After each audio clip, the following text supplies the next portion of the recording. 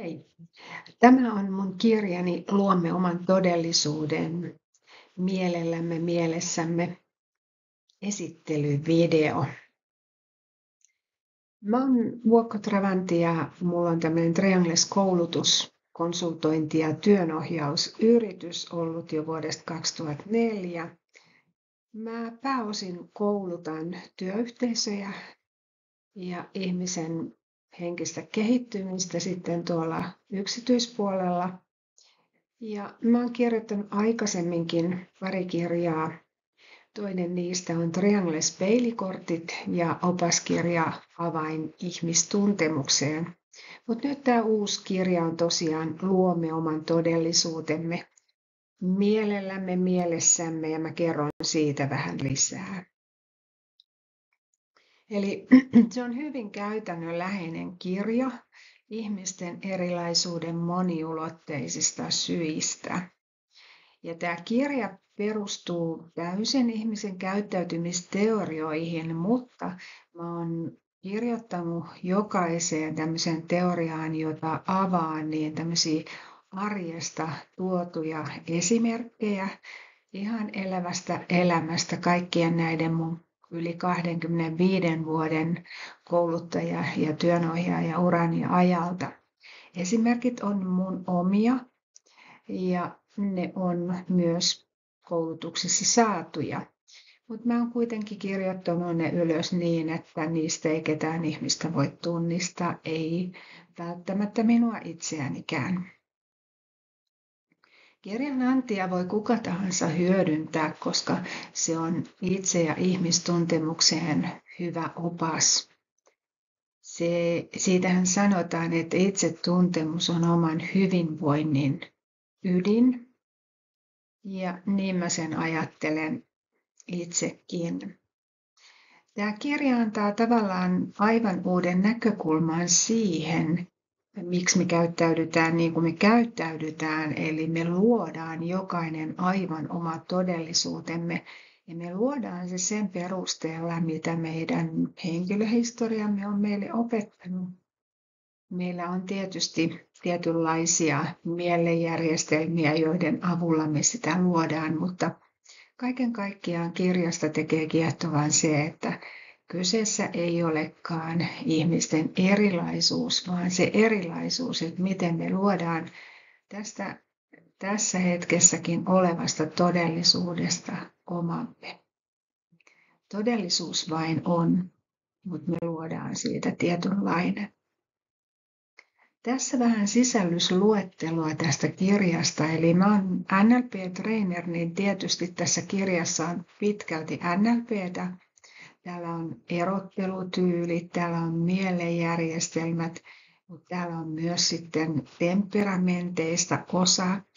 Mä puhun paljon aivoista ja siitä, miten aivot ohjaavat meidän käyttäytymistämme ja periaatteessa tekevät meistä myös omalla laillaan erilaisia ja samanlaisia.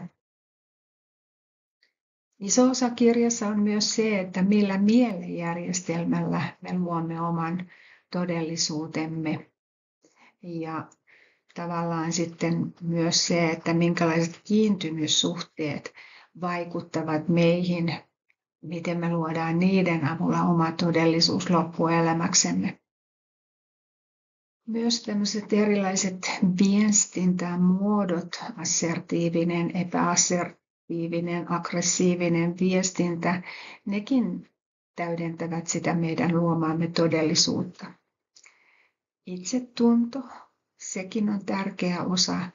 Ja totta kai me ollaan siellä perusperheessä jo saatu omia niin kuin rooleja, jotka sitten vaikuttavat siihen, että minkälainen tästä meidän todellisuudesta syntyy. Mä puhun myös hallintadraamoista ja erityisherkkyydestä. Sekin on yksi teema siinä, että miten me luodaan meidän oma todellisuus, miten ei-herkkä luo todellisuutensa ja miten erityisherkkä luo todellisuutensa. Ja loppujen lopuksi mä käsittelen sitten sitä meidän ekomme luomaa todellisuutta ja puhun muutaman sanan myös non-dualismista. Eli mehän eletään tässä dualistisessa maailmassa, jossa aina kaikella on vastaparinsa. Non-dualistisessa maailmassa sitä ei olekaan, kaikki vaan on. Me luodaan omat kokemuksemme. Miten sitten? Jos katsoo tuota piirroskuvaa, niin siinä tavallaan on vasen aivo tuolla numeraalisella puolella ja oikea aivopuolisko tuolla kukkameressä. Mutta me luodaan meidän oma todellisuus niin, että 20% meidän kokemuksestamme muodostuu siitä, mitä fyysisesti oikeasti tapahtuu, ja 80% tapahtuu meidän päämme sisällä.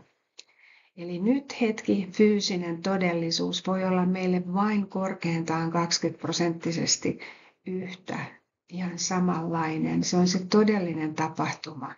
Mutta sitten me aletaan luomaan meidän menneisyyden ohjaamana, ohjelmoimana sitten sitä todellisuutta omaksemme.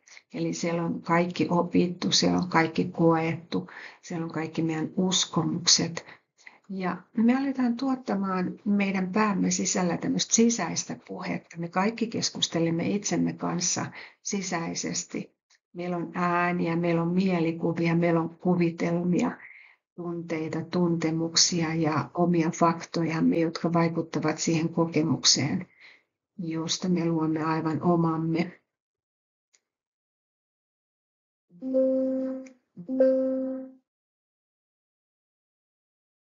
Me voidaan ajatella, että todellisuus vain on. Kahvi vain on, tee vain on, ilma vain on, työ vain on, naapuri vain on, hallitus vain on ja niin edelleen ja niin edelleen. Kaikki vaan yksinkertaisesti on, mutta me aletaan luomaan siitä omaa todellisuuttamme. Mulle esimerkiksi kahvi ei vain ole, vaan mä haluan todella vahvaa kahvia, tummapaahtoista. Ja jos kahvi ei ole sitä, niin mä voin vaikka sanoa, että taitaa olla teetä.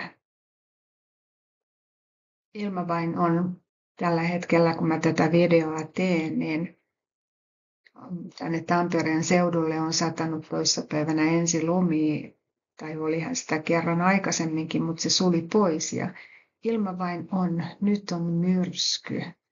Mutta minkälaisen merkityksen me annetaan sille myrskylle, niin sekin on meidän mielemme salaisuus. Kun sä katsot tätä kuvaa, niin mitä sä näet? Mä yleensä koulutuksissa käytän tämmöisiä ajatuksia siitä, että mitä sinä tässä kuvassa näet. Ja ne yleensä ovat hyvin, hyvin erilaisia vastauksia, mitä mä saan. Entä tämä? Tämä on kuva Kanadasta, mutta ettehän te sitä tiedä. Ja jos sä kirjaat ylös vähän, mitä sä näet ja kysyt joltain ystävältäsi, että mitä sä näet tässä kuvassa, niin varmasti jollakin tasolla teidän vastauksenne on erilaisia. Entä sitten tämä kuva? Kun sä katsot tätä kuvaa, niin mitä sä näet? Näetkö siinä kaksi erilaista hahmoa? Näetkö kenties sivukuvan tästä miehestä tai näetkö kuvan, josta tämä mies näkyy vain puolikkaana? Meitä vaivaa ikään kuin meidän menneisyyden ohjelmoinnit. Eli ihan samalla lailla, kun me tuodaan meidän parisuhteeseen tai työhön tai mihin tahansa me mennään, niin meidän ohjelmointimme, niin me tuodaan jokaisen hetkeen meidän vanhat ohjelmoinnit, joita ympäristö, me itsekin olemme itseemme luoneet. Ne vaikuttaa kaikkeen, mitä me kohdataan. Eli me mennään uusinkin tilanteisiin mukana aikamoinen selkäreppu. Eli menneisyys vaikuttaa aina siihen, minkälainen todellisuus me luodaan tästä hetkestä. Ja me voidaan ajatella, että me kenties halutaan päästä irti ja oppia pois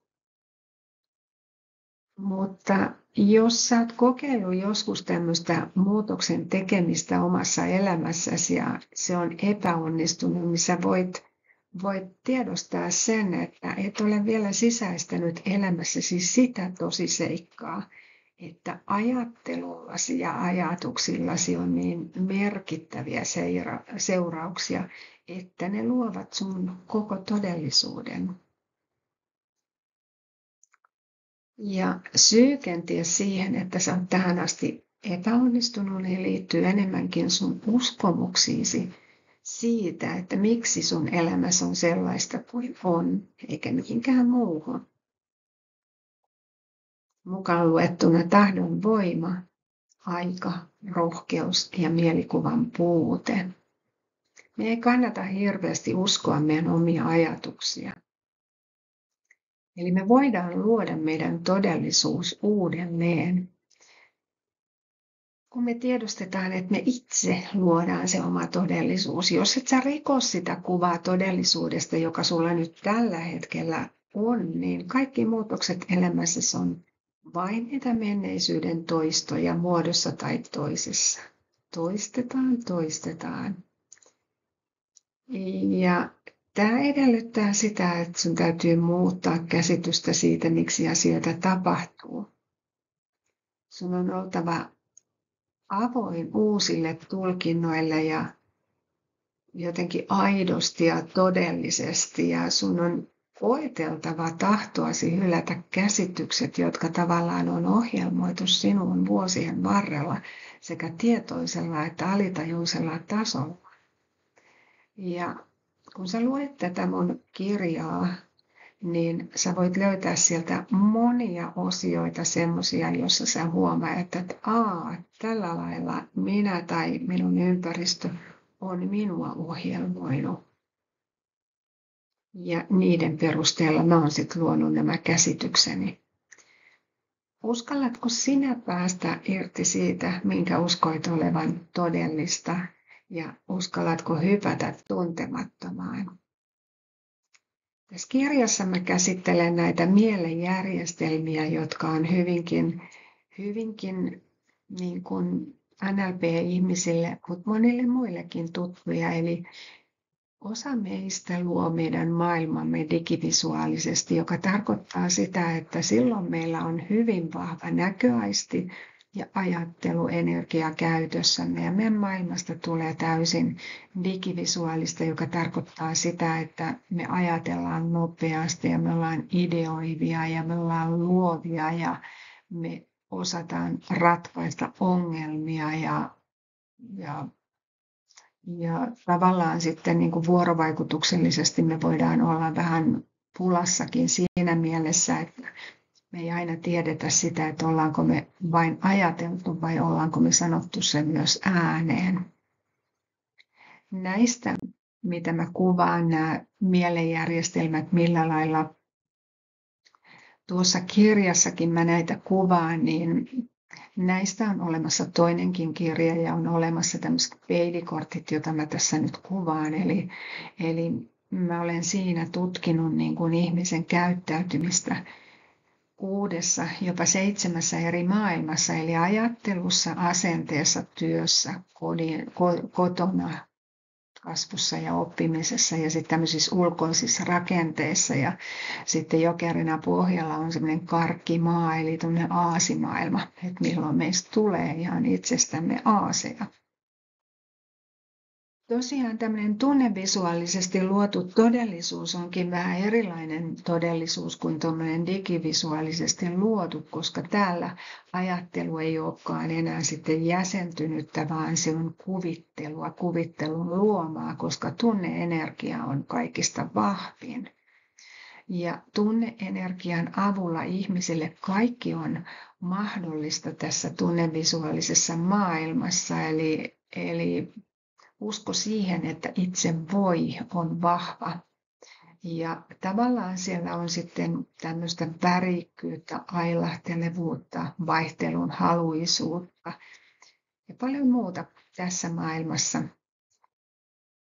Mutta näistä totisesti saan siinä kirjassa vähän enemmän tietää. liikekinesteettisesti luotu maailma alkaa muuntua tuon äskeisen. Katsotaanpas, että hyppäsinkö mä yhden maailman ohi. Liikekinesteettisesti luotu maailma on tekemistä, urheilemista, kilpailua. Se voi olla kilpailua ja urheilua, mutta se ei välttämättä ole sitä, vaan se voi olla aikaansaamisen pakkoa ja se aikaansaaminen voi olla ihan semmoinen vimma, että on koko ajan saatava aikaan. Ei tykkää teoretisoida eikä tykkää istua paikallaan, vaan tykkää koko ajan tehdä jotakin. Tekeminen on parasta, mitä tietää. Ja sitten kun häntä tämmöistä liikekinesteettisesti maailmansa luovaa arvostaa siitä, mitä hän on saanut aikaan, niin hän kokee olevansa rakastettu, arvostettu, kunnioitettu. Meillä on myös auditiivis-tonallisesti luotu todellisuus, joka sitten eroaa tuosta äskeisestä voimakkaasti. Nyt mennään ihan täysin sinne kuuloaistin varaan meidän aivoissamme ja ollaan meidän vasemmalla aivopuoliskollamme ja siellä meillä on niin kuin alusta loppuun etenevä ajattelu ja meidän puheekin on alusta loppuun etenevää. Ja me tehdään vain yhtä asiaa kerrallaan ja keskitytään siihen täysillä.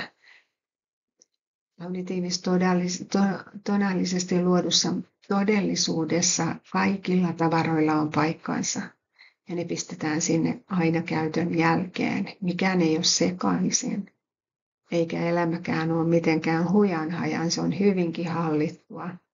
Se on perinteistä, siinä ei pidetä muutoksista. Kaikki aikataulun muutokset, mitä tapahtuu niin kuin vaikka samana aamuna, niin saavat niin kuin ihan lamaantumaan. Oikeassa olemisen tahto on niin tärkeää, että jos auditiivis-tonaalisesti todellisuutensa luovalle sanotaan, että olitpa taas oikeassa, hän aivan hehkuu. Kerta kaikkiaan. Meillä on vielä yksi mielenjärjestelmä, jolla me voidaan luoda todellisuus, ja se on digiauditiivisesti luotu. Silloin meillä on käytössä kuuloaisti ja vahva järki. Ajatteluenergia tosi vahvana. Ja silloin tunteita ei tarvitakaan. Ne tunnetaan jossain saudassa tai roodoksella, mutta ei ainakaan työmaailmassa. Kaikki on asiallista, ammatillista, kaikki on pelkistettyä, johdonmukaista, loogista tässä todellisuudessa, joka näin luodaan. Tämä todellisuus on myös usein sellainen, että siinä menestytään taloudellisesti, koska kaikki riskit suljetaan pois. Ja asema ja akateeminen koulutus ja aseman tuomat edut ovat tärkeitä. Ihmiset ei niinkään, asiat sitäkin enemmän. Tuosta kirjasta tosiaan saat niistä paljon enemmän tietää. Tuossa kirjassa myös on käsiteltynä kaikki nämä erottelutyylit, joilla me luodaan meidän oma todellisuus. Toiset ihmiset ovat toimintatapa-ihmisiä, toiset taas vaihtoehdoista motivoituvia. Toiset motivoituvat ulkoisesti eli tarvitsevat aina palautetta muilta ihmisiltä. Toiset motivoituvat sisäisesti ja luovat sitten semmoisen todellisuuden, jossa ei tarvitse keneltäkään yhtään mitään palautetta, kun aina tietää itse sisällään, onko tehnyt työnsä hyvin tai ei. Jotkut ihmiset luovat todellisuuden, joka on aina samanlainen. Jotkut ihmiset luovat todellisuuden, jossa erot ovat tärkeitä. Kaikki täytyy olla erilaista, ainutlaatuista. Tuunataan kaikki oman näköiseksi. Jotkut luovat semmoisen todellisuuden, jossa yksityiskohdat ovat tärkeämpiä kuin kokonaisuus tai tämmöinen yleisyys. He alkavat yksityiskohdista ja etenevät yksityiskohdista toisiin. heidän vastapuolellaan voi olla sellaisia ihmisiä, jotka luovat taas maailmansa kokonaisuudesta käsin. Ja he eivät kestä mitään yksityiskohtaisuutta, vaan he ovat tämmöisiä yleisesti ajattelevia ison kuvan ihmisiä. Jotkut ihmiset luovat todellisuutensa asiakeskeisesti. Asiat ovat tärkeämpiä kuin ihmiset. Toiset taas luovat todellisuutensa ihmiskeskeisesti ja ihmiset ovat tärkeämpiä kuin asiat. Jotkut ihmiset luovat todellisuutensa niin, että he harkitsevat kaikkea. He nukkuvat yön yli jokaisessa päätöksessään ja pohtivat ja miettivät, ottavat kaikkia huomioon. Ja saattavat joskus menettääkin asioita, kun ovat harkinneet niin pitkään, että vaikkapa joku hyvä auto, jota oli miettinyt, niin olikin myyty, kun niin kauan harkitsi sen ostamista.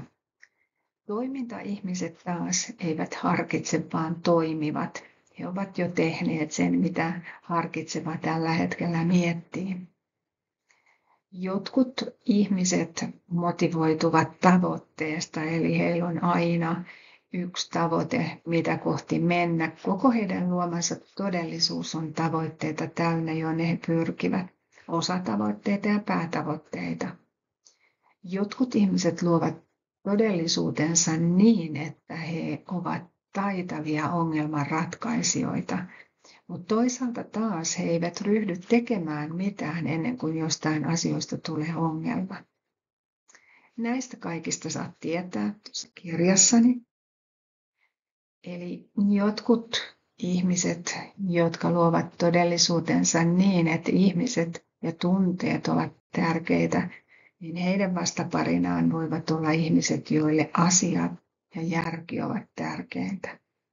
Joillakin ne tavoitteet vievät maailman ääriin ja joillakin taas lähteminen tapahtuu vasta, kun tuntuu, että on seinä vastassa. Tuossa kirjassa mainitsen muutaman temperamentin myös, eli me puhutaan matalarytmisistä tai korkearytmisistä temperamenteista. Matalarytmiset ihmiset, jotka luovat todellisuuttaan, niin heille kaikki käy. Ei mikään ole niin hirveän väliä. Aikatauluja voi muuttaa ja suunnitelmia voi muuttaa. Heidän vastaparinaan on sitten korkearytmiset ihmiset, jotka luovat oman todellisuutensa niin, että kaikella on aikansa ja niitä aikoja ei vaan muuteta. Siitä ihan lamaantuu, jos on jotenkin niin kuin täytyy toimia spontaanisti tai impulsiivisesti.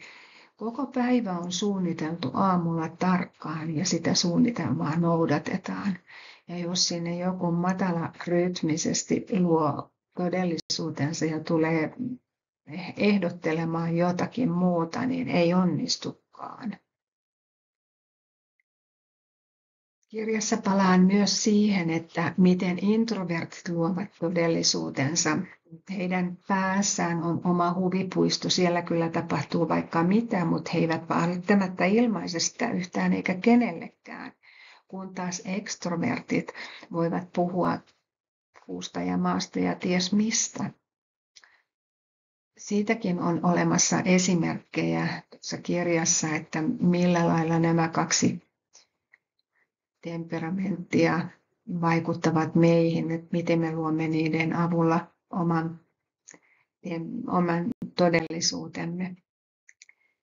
Ja myös se, miten aivopuoliskomme ohjaavat meitä, kumpi meillä on dominoivampi, kumpi on vaikuttavampi, kumpi on vahvempi, onko se meidän järjestystä ylläpitävä vasen aivopuolisko vai onko se meidän kenties melkeinpä kaaosta luova oikea aivopuoliskomme, joka on luova ja intuitiivinen. Se vaikuttaa todella paljon siihen, minkälaisen todellisuuden me luomme. Ja totta kai meidän kulttuuritaustasta sillä on vaikutus siihen, että miten me luomme meidän oman todellisuutemme. Sekin on hyvin, hyvin mielenkiintoista ja siihenkin palaan kirjassa. Tosiasia on se, että ihminen ei koskaan pety muuhun kuin omiin odotuksiinsa. Ja siitä on monia esimerkkejä tuossa kirjassa. Me odotamme joltain asialta jotakin ja jos ei se toteudukaan, niin meidän mieleemme syntyy pettymys. Myös tuossa kirjassa mä niin kuin pyrin siihen, että mä kerron siitä, että me emme todellakaan ole vain tämä mieli ja keho ja nämä aistit ja aivot, vaan meillä on itse tietoisuus, meidän ydinmieli. Nämä kaikki mieli, keho, aistit, aivot tuottavat ekon, joka on yksi tämän todellisuutemme luoja. Annammeko me meidän ekomme luoda meidän todellisuuden vai luommeko me sen meidän tietoisuudellamme? Eli kaikki, mitä me ollaan koettu, tallentuu meidän alitajuntaamme. Ja kaikki, mitä meidän alitajunnassamme on, heijastuu meidän tietoiseen mieleen ja meidän tajuntaan. Ja meidän tietoinen mieli on oman tiedostamattoman mielemme heijaste. Se on vain heijaste. Ja kun me lähdetään tuota tietoista mieltä työstämään, vaikka nyt tämän kirjankin avulla, niin heijaste muuttuu meidän ulkopuolelle. Varsinkin jos se meidän mielemme on täynnä negatiivisia uskomuksia meistä itsestä ja maailmasta, niin meidän todellisuuskin, missä me eletään, muodostuu negatiiviseksi. Eli me voidaan tehdä itse todella paljon. Se on kuitenkin aina meidän oma luomuksemme, se täytyy muistaa. Eli meidän mielemme ja kehomme on meidän alitajuntamme, eli ajattelumme heijaste. Siksi on niin tärkeää se, mitä me puhutaan sisäisesti itsemme kanssa. Alitajuinen mieli on kuitenkin meidän uskomuskokoelma, koko meidän omasta arvosta, jota me ollaan kerätty tässä elämässä kaiken kokemamme perusteella. Kaikki ne uskomukset, joita me kannetaan alitajunnassa itsestä ja omasta arvosta, niin ne alkaa vähitellen heijastumaan meidän kehoomme. Ja se keho onkin sitten meidän mielemme heijaste. Ja näin me voidaan muuttaa koko meidän todellisuuttamme uuseksi. Tuossa kirjassa mä kysyn jossakin kohtaa, että voimmeko me tehdä puhtaita havaintoja. Mikä on puhdas havainto? Se on se havainto, jossa toi mieli olisikin sitten tyhjä taulu, mutta sitähän se ei ole. Me ollaan niin kuin kerätty meidän koko maailmamme, meidän muistojemme. Eli meillä on muistoja meidän kehossa, meidän mielessä, joka paikassa. Mutta me pystytään kuitenkin tiedostamaan tietoisesti se, että kuinka paljon joku menneisyyden tapahtuma meihin vaikuttaa. Ja lopettaa sen vaikutuksen mahdollisuus. On sanottu, että ennen kuin opit kohtaamaan omat varjosi, niin tulet jatkuvasti näkemään ne muissa ihmisissä. Eli taaskin se oma heijaste näkyy siinä ulkopuolisessa maailmassa. Ratkaisu kaikkiin meidän ongelmiin on itsessämme, ei meidän ulkopuolella. Ulkopuoli on vain meidän mielemme heijaste. Ja kun me muutetaan mieltä, me nähdään puhtaita havaintoja tässä nykyhetkessä ja luodaan sitten uusi heijastus ulkopuolellamme, niin me luodaan uudenlainen todellisuus.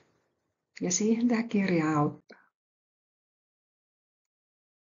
Ja lopuksi mä voin kertoa, että tätä kirjaa voi toki saada kirjastoista, tätä voi ostaa Adlibriksestä ja monesta kirjakaupasta ja sitten sitä voi tilata ihan minultakin.